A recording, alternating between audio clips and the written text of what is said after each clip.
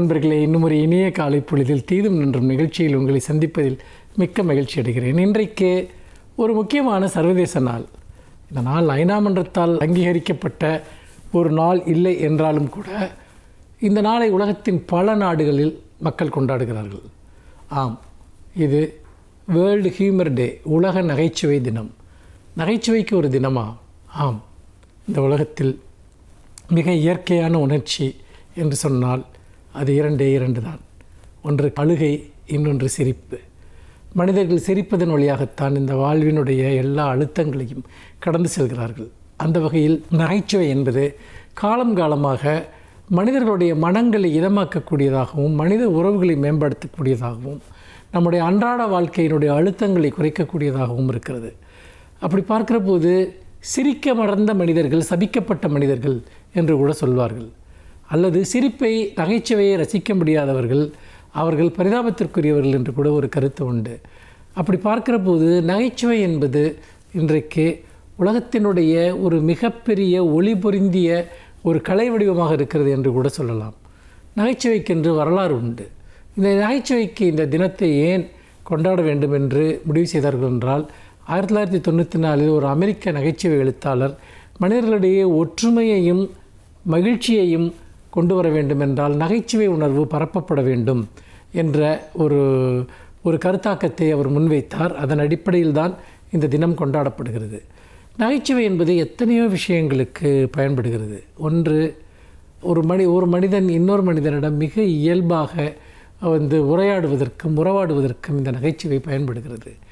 அதாவது நாம் பல சமயங்களில் நம்மை அழுத்துகிற விஷயங்களை போகிற போக்கில் எள்ளி நகையாடுவதன் மூலமாக நாம் கடந்து சென்று விடுகிறோம்.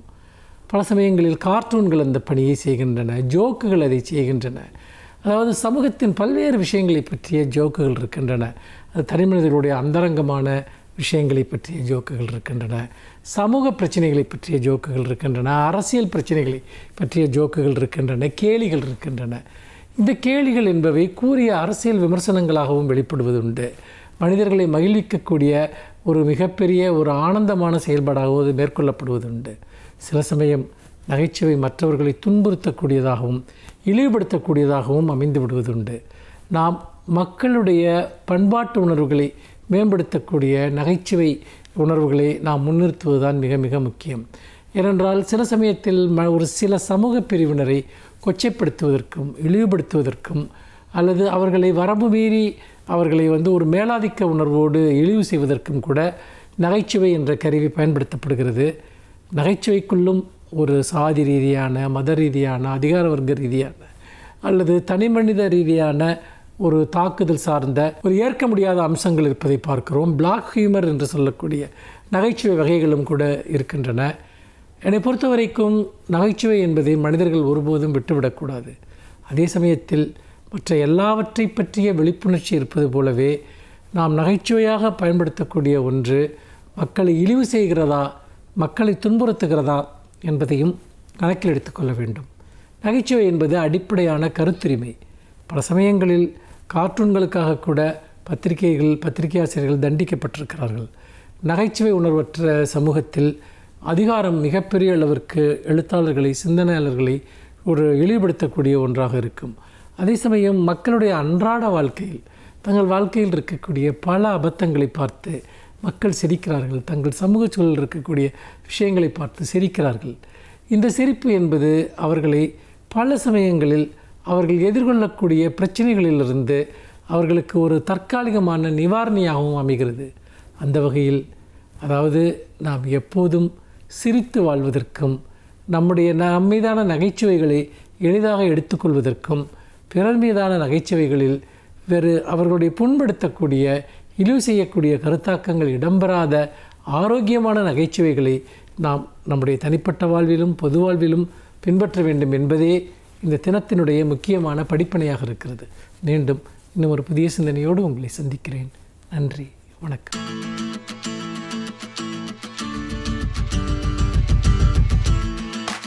அனைவருக்கும் என் அன்பு வணக்கம்.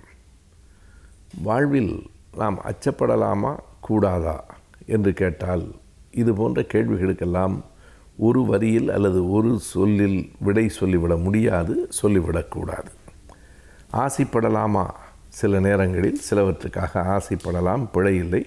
ஆசைப்பட்டு கொண்டே இருப்பது பிழை. ஒன்றை அலட்சியப்படுத்தலாமா? எதிரிகளை சில நேரங்களில் அலட்சியப்படுத்தலாம், எல்லா நேரங்களிலும் அலட்சியப்படுத்தக்கூடாது. அப்படித்தான் இந்த அச்சம் என்பது எல்லோருக்கும் இருக்கிற இயல்பான குணம்தான். சிலர் எடுத்ததற்கெல்லாம் அச்சப்படுவார்கள், சிலர் எது கண்டும் அஞ்சவில்லை என்று சொல்லுவார்கள். ஆனாலும் அவர்களுக்கு அச்சம் குறைவாக இருக்கிறது என்பது தானே தவிர அச்சமே இல்லாதவர்கள் என்று யாரும் இருக்க முடியாது. இது குறித்து திருக்குறள் நமக்கு 2 வழிகளை காட்டுகிறது. அச்சமே கீழ்களது ஆசாரம் என்று ஒரு குறளில் தெளிவாக வள்ளுவர் சொல்லுகிறார். இந்த அச்சப்பட்டு வாழ்வதுதான் கீழ் மக்களது இயல்பான குணமே அதுதான் என்று சொல்லுகிறார். அதன் மூலமாக வள்ளுவர் சொல்ல வருகிற செய்தி என்ன என்றால், அச்சப்படுவது ஒரு நல்ல குணம் இல்லை, அது கீழ் மக்களின் குணம் என்று ஒரு இடத்திலே, அதுதான் அவர்களின் ஆச்சாரம், அதுதான் அவர்களினுடைய ஒழுக்கம், அவர்களின் இயல்பு, அவர்களின் பண்பு அப்படித்தான் என்று வள்ளுவர் சொல்லுகிறார்.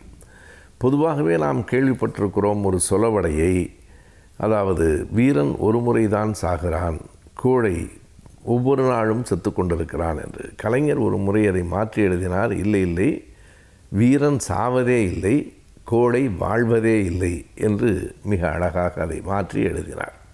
எனவே அச்சம் என்பது நம் வாழ்க்கையை பல நேரங்களில் பலவீனப்படுத்தும், கீழே அழுத்தும், எந்த ஒரு செயலையும் செய்ய முடியாமல் நம்மை ஒரு செயலற்றவனாக ஆக்கும். அதுதான் அச்சத்தினுடைய மிகப்பெரிய இயல்பு. என்ன என்றால், நம்மை செயலற்றவனாக ஆக்கும். இப்படி செய்தால் இந்த ஒரு வினை வந்துவிடுமோ, இப்படி சொன்னால் இப்படி ஒரு பழி வந்துவிடுமோ என்று சொல்லி எதையும் சொல்லாமல், எதையும் செய்யாமல் பாதுகாப்பாக இருக்கலாம் என்று கருதும். பல நேரங்களில் நமக்கு எதற்கு அந்த வம்பு என்று எண்ணுவது தான் பொது புத்தியாக இருக்கிறது. ஒரு இடத்துல ஒரு 2 பேருக்கு சண்டை நடந்தால் கூட அதை போய் நாம் விலக்கி வைத்து நமக்கு எதற்கு பிரச்சனை என்று கருதுகிற மனநிலை, அதற்கு அச்சம்தான் அடிப்படை காரணம். அண்மையிலே ஏதோ ஒரு செய்தித்தாளிலே படித்தேன். நம்முடைய காலம் எப்படி மாறி இருக்கிறது என்றால், முன்பெல்லாம் 2 பேர் சண்டை போட்டுக்கொண்டால் 3ஆவதாக அந்த இடத்துக்கு வருகிறவன் விலக்கி வைப்பான். இப்போது 2 பேர் சண்டை போட்டுக்கொண்டால் 3ஆவதாக அந்த இடத்துக்கு வருகிறவன் வீடியோ எடுக்கிறான். இப்படி ஒரு உண்மையான சண்டை கிடைக்காது என்று சொல்லுகிற அளவுக்கு இந்த தொழில்நுட்ப வளர்ச்சியை கூட மனிதநேயமற்றதாக நாம் மாற்றிக்கொண்டிருக்கிறோம். எனவே அச்சம் கூடாது என்பது ஒரு பகுதி தான். இதனை கேட்டுக்கொண்டு எதற்குமே அஞ்சாமல் மக்கள் மடமையில் மூழ்கி விடுவார்களோ என்கிற கவலை வள்ளுவருக்கே வந்து இன்னொரு இடத்தில் அதற்கு விடை சொல்லுகிறார். அஞ்சுவது அஞ்சாமை பேதமை, அஞ்சுவது அஞ்சல் அறிவார் தொழில் என்று இன்னொரு குறளில் இதற்கு விடை. ஒரு இடத்திலே அச்சம்தான் கீழ்மக்களினுடைய பண்பாடு, எனவே அச்சம் இருந்தால் நீ கீழ்மகன் என்பதற்கான அடையாளம் என்று சொல்லிவிட்டு, அதே நேரத்தில் அஞ்சுவது அஞ்சாமை பேதமை, எதற்கு அச்சப்பட வேண்டுமோ அதற்கு அச்சப்படவில்லை என்றால் அது அறிவல்ல, பேதமை. எது அறிவார்களுக்கான தொழில்? அஞ்சுவது அஞ்சல் அறிவார் தொழில்.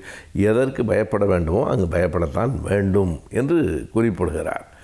பயப்படாதே என்று சொன்ன வள்ளுவர் பயப்பட வேண்டிய இடத்தில் பயப்படு என்கிறாரே என்றால் அந்த ஒன்றுதான் முக்கியமானது.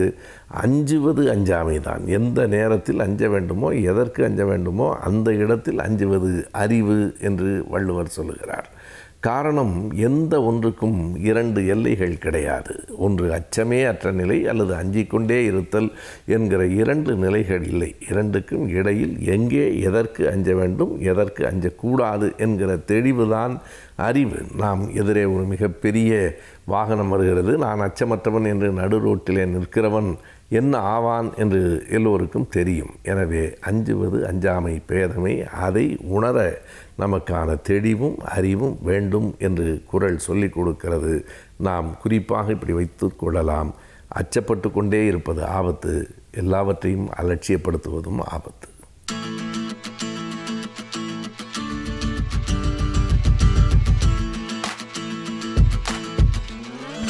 வணக்கம். இந்த வாரம் ஆலோசனை நேரத்தில் கலைஞர் தொலைக்காட்சி நேயர்களை சந்திப்பதில் மிக்க மகிழ்ச்சி.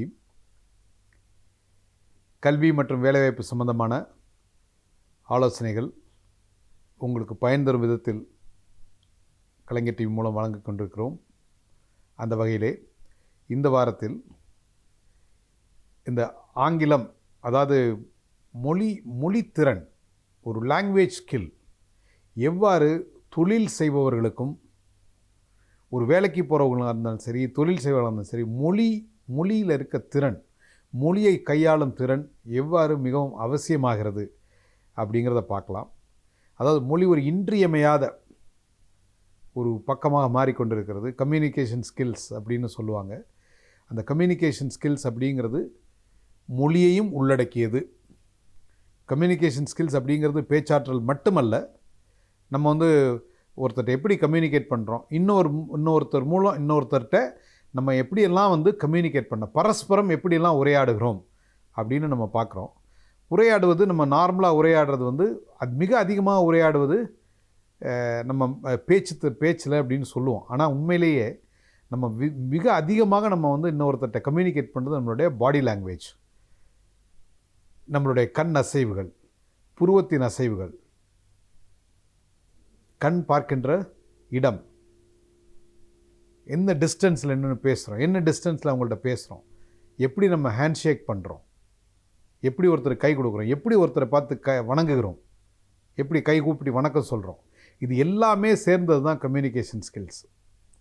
இதில் மேஜர் பார்ட் வந்து யாராக இருந்தாலும் சரி, எந்த நாட்டில் பிறந்தவர்களாக இருந்தாலும் சரி, பாடி லாங்குவேஜ் அப்படிங்கிறது ஓரளவுக்கு ஒரு உயிரும் இன்னொரு உயிரும் வந்து கம்யூனிகேட் பண்ணிக்கும்.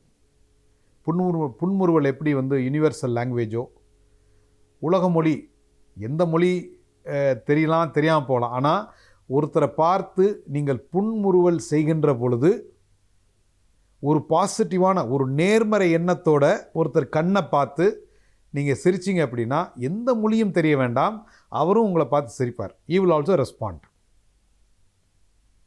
ரைட்? அதுதான் வந்து கம்யூனிகேஷன். ஆனால் ஒரு மொழி ஆர்வம், மொழித்திறன் அப்படிங்கிறது ஆங்கிலம் எப்படி வந்து ஒரு கம்யூனிகேஷன்ஸ், ஒரு பிரிட்ஜிங் லாங்குவேஜாக இருக்குது அப்படிங்கிறதான் இன்றைக்கி வந்து நிறைய இடங்களில் பலருடைய வாழ்க்கையில் பல வெற்றி வாய்ப்புகள் தட்டி போனதற்கு காரணம் அவங்களால வந்து அவங்க நினச்சதை சரியாக மற்றவர்களிடம் கம்யூனிகேட் பண்ண முடியாது, நினைத்ததை சொல்ல முடியாதது. எனக்கு வந்து ஒரு பொருளை பற்றிய மிக அதீத அறிவு இருக்கிறது, அந்த பொருளில் ஆர்வம் இருக்கிறது, அதை பற்றி நிறையா ரிசர்ச் பண்ணியிருக்கேன், அது என்ன பண்ணும், ஏது பண்ணும், எப்படி பண்ணணும் அப்படிங்கிறதான் எனக்கு தெரியும். ஆனால் அதை எனக்கு வெளியில் சொல்ல தெரியாது, மற்றவர்களுக்கு புரிகிற மொழியில் என்னால் சொல்ல தெரியாது. அப்படின்னா என்ன நடக்கும்? ஒரு அழகான ஒரு நிகழ்வு கேட்டிருந்தேன். அதாவது பழங்காலத்தில் வந்து அந்த ஆங்கிலேயர் காலத்தில் ஒரு லாங்குவேஜ் டிரான்ஸ்லேட்டர்ஸ் அப்படிங்கிறவங்க சென்னையிலாம் நிறைய பேர் இருந்திருக்காங்க. ஆங்கில துறைகளுக்கும் நம்ம ஊர் வியாபாரிகளுக்கும் நடுவில், நம்ம ஊர் விவசாயிகளுக்கு நடுவில் ஒரு டிரான்ஸ்லேட்டர். அவங்க சொல்லுவாங்களாம், அப்பா அந்த 1 மீட்டர் துணி எவ்வளோப்பா அப்படிம்பாங்க. அவன் 4 ரூபா ஐயா அப்படிம்பாரான். இவர் டிரான்ஸ்லேட்டர் சொல்லுவாராம் அவர்கிட்ட, அந்த ஆங்கிலத்துறையிட்ட $40 அப்படிம்பாரான். அவர் நோ எக்ஸ்பென்சிவ், ஆஸ்க் ஃபார் $30 அப்படிம்பாரான். இவர் வந்து இல்லைப்பா தூர $3 கேட்குறாருப்பா, 3 ரூபாய் கேட்குறாருப்பா அப்படிம்பாரான். அவர் சரி ஓகே அப்படின்னு கொடுத்துட்டார். அப்படின்னா அந்த $40-30க்கும் 3 ரூபாய்க்கு இடப்பட்ட உள்ள பணம் வந்து இந்த டிரான்ஸ்லேட்டரோடது.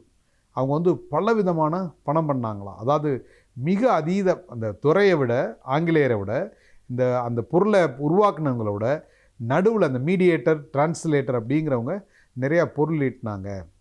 அவங்களுக்கும் இவங்களுக்கு தெரியாது ஒன்று லாங்குவேஜ் ஸ்கில்ஸ், அவங்களுக்கு தமிழ் தெரியாது, இவங்களுக்கு இங்கிலீஷ் தெரியாது. இடையில ஒருத்தர் வந்து அந்த மொழித்திறனை மட்டும் வைத்துக்கொண்டு நிறையா பொருள் ஈட்ட முடிந்தது அப்படின்னு சொல்லுவாங்க.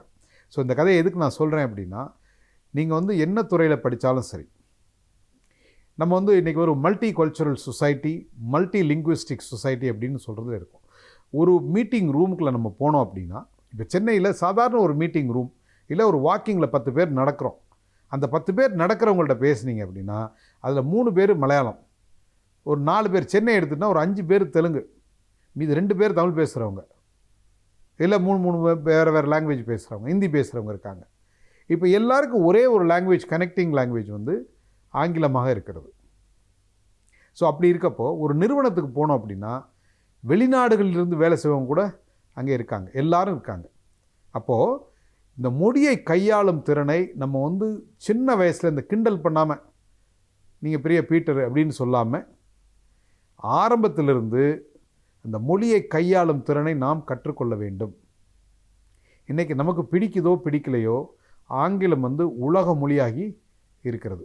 நீங்கள் எந்த வேலைக்கு, எந்த நாட்டுக்கு என்ன வேலைக்கு போனாலும் சரி, வெளிநாடுகளாக இருந்தாலும் சரி, உள்நாடுகளாக இருந்தாலும் சரி, ஆங்கில மொழியோட அறிவு மிக மிக அதிகம், அதாவது தேவை அதிகம். ஸோ அதனால் வந்து நீங்கள் டிகிரி படிக்கிறப்போ, கல்லூரியில் பாடம் படிக்கிறீங்க, பாடம் வந்து ஆங்கிலத்தை தான் படிக்கிறீங்க. இந்த ஆங்கிலத்தை வந்து ஒரு சின்ன சாதாரண சப்ஜெக்ட் அப்படின்னு படிச்சுட்டு பாஸ் மார்க் வாங்கிறதுக்கு படிக்காமல், அதை எப்படி நம்ம கம்யூனிகேட் பண்ணுறது, எப்படி நம்ம நினைக்கிற விஷயங்களை வந்து ஆங்கிலத்தில் மொழிபெயர்த்து பேசுறது அப்படின்னு அந்த கல்லூரி காலம் 3 வருஷத்தில் உங்களோட ஆங்கில திறன்களை மிகவும் அதிகமாக வளர்த்து கொள்ள வேண்டும். அதுக்கு வந்து நிறைய ப்ரெசன்டேஷன் கொடுக்கணும். பப்ளிக் ஸ்பீக்கிங், வெளியில் மேடையில் 10 பேருக்கு முன்னாடி உங்களால் தைரியமாக பேச முடியணும். எந்த விதமான கூச்சமுமின்றி 10 பேரோ 100 பேரோ 1000 பேர் முன்னாடி நின்று உங்களால் தெளிவாக நீங்கள் நினைத்த விஷயத்தை அவர்களுக்கு புரிகிறபடி சொல்ல முடியும் என்றால் நீங்கள் ஒரு சிறந்த பேச்சாளர். அதாவது கேட்குறவங்களுக்கு புரியணும். நிறைய பேர் வந்து பேசுவாங்க, கேட்குறவங்களுக்கு எதுவுமே புரியாது. அவர் ஆங்கிலத்தில் வந்து உரையாடுறாருன்னு சொல்லுவாங்க, ஆனால் அவர் பேசுகிற வேகமும் பேசுகிற மொழி ஆளும் திறனும் வந்து நிச்சயமாக கேட்குறவங்களுக்கு புரியாது. என்றைக்கு நீங்கள் பேசுகிறது மற்றவர்களுக்கு புரியவில்லையோ நீங்கள் ஒரு புவர் கம்யூனிகேட்டர் ஆகிவிடுகிறீர்கள். நீங்கள் பேசுகிற மொழி என்னவாக இருந்தாலும் எதிர்த்த மாதிரி இருக்கவங்களுக்கு, உங்கள்கிட்ட கேட்குறவங்களுக்கு அவங்களுக்கு புரிஞ்சால் நிச்சயமாக இங்கே திறனான மொழி கையாளுகிறவர். ஸோ இங்கே இருக்கிறவங்க 10 பேர் இருக்காங்க, 10 பேருக்கு தமிழை தவிர வேறு எதுவுமே தெரியாதுன்னா அவங்கள்ட்ட போய் ஆங்கிலத்தில் பேசுகிறது சரியா அப்படின்னு கேட்டால் தவறு அப்படிங்கிறது உங்களுக்கே தெரியும். ஸோ அந்த வகையில் நீ யாராக இருந்தாலும் சரி, நீங்கள் உங்களோட கம்யூனிகேஷன் திறன் எப்படி இருக்குன்னா, நீங்கள் பேசுகிறதை கேட்பவர்களுக்கு நீங்கள் சொல்ல வந்த விஷயம் முழுவதுமாக போய் சேரணும். அந்த விதத்தில் உங்களுடைய கம்யூனிகேஷன் ஸ்கில்ஸை, லாங்குவேஜ் ஸ்கில்ஸை நீங்கள் வளர்த்துக்கணும். நீங்கள் படிக்கின்ற காலத்தில், கல்லூரியில் பள்ளியில் படிக்கிற காலத்தில் இந்த லாங்குவேஜை கற்றுக்கொள்வது மிக எளிது. ஒரு மல்டி லிங்குவிஸ்டிக் பர்சனாக, பல மொழிகளை கற்று தேர்ந்த ஒருவராக நீங்கள் வர வேண்டும். வாழ்த்துக்கள். வணக்கம்.